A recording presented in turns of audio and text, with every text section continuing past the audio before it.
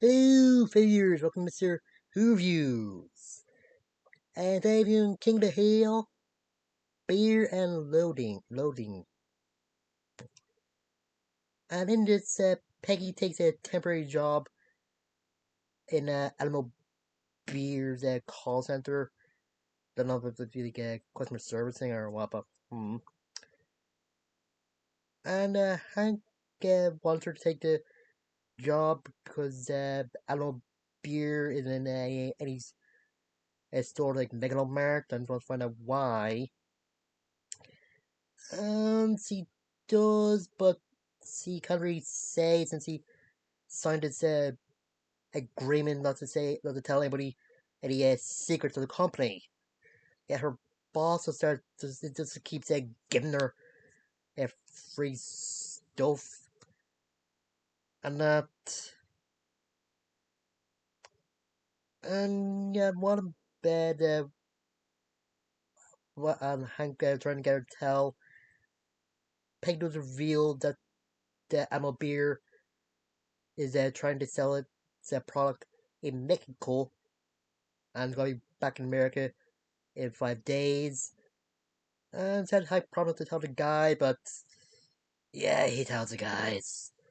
Just with them giving Hank a guilt trip. That's the Boomhauer going on and on about their childhood together and that. And yeah, they go to Mexico and get the beer. And yeah, Bill has to be the designated driver since he had a mouthful of banana when the other said not it, which is kind of good. And yeah, Peggy finds out that the beer in Mexico is tainted. Yeah, so Hank and the guys get really sick. When Peggy finds out, she is just angry, horrified, and a lot of stuff. And as he pours the beer down the drain. And yeah, see Hank get into a fight. And when he just talk about it, the guys later on, he does try to justify uh, his actions by saying that Peggy's still keeping something. Cause, you know. And yeah, the part there when Hank realizes that was the beer that made him sick, for some reason him and Dale thought was it the bananas, even though Bill was the one that had the most, and he didn't get sick till hours later. Ugh. And the spit take Bill, Dale, and Bernard had talk when Hank that was the beer was just great. Yeah, good. And yeah, when Peggy comes home, Hank is in the kitchen in the dark, offering her a beer, saying it's kind of like the Almo's commercial when the father and son were fighting over who did the carbon, then reconciled with a can of Alamo beer. And yeah, Peggy the first refuses, but Hank says he deserves it. But after all, he did. And yes, he drinks it and gets sick. Yes, he's very prideful. And yeah, Hank is angry, but Peggy isn't admitting that she knew that the beer was tainted, and so does go to her boss, see uh, what the company's doing about the beer, and her boss is saying that they're just not gonna talk about it and it might get the company in trouble. Ugh. Yeah, Hank goes to the front desk of the company to complain, and actually meets the CEO of Alamo Beer, Hopper the Fourth. Yeah, he's in denial of the tainted beer as well. Unless he tries to kick Hank out. And Hank says he's gonna kick ammo of his fridge.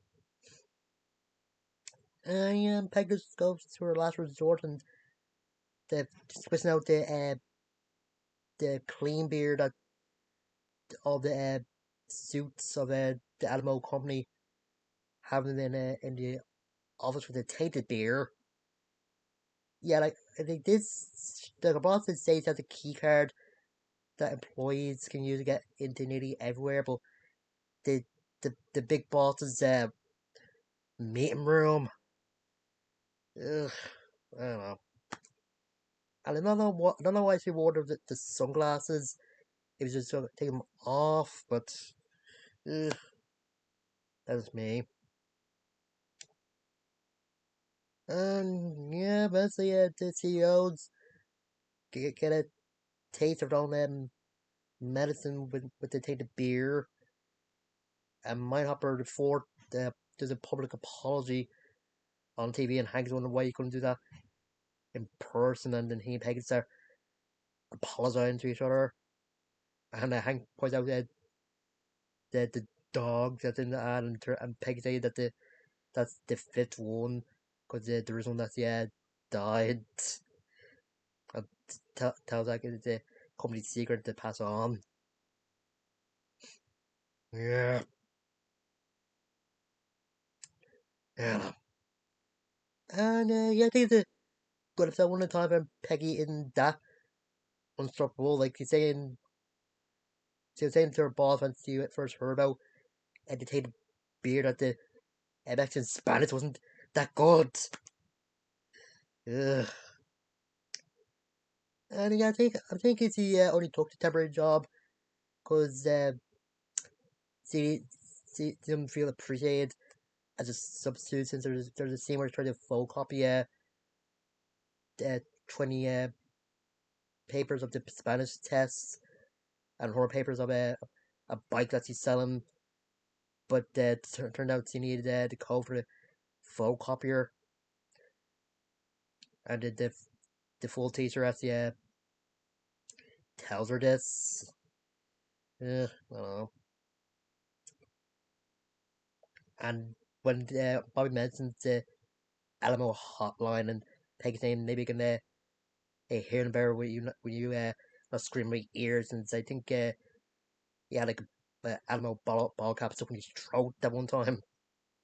Oh good. I don't know. Oh yeah, Bell's or Dale's a theory of what got on Alamo beard, getting into the Japanese, say the formula, and then saying the cancer squares within the cup holders.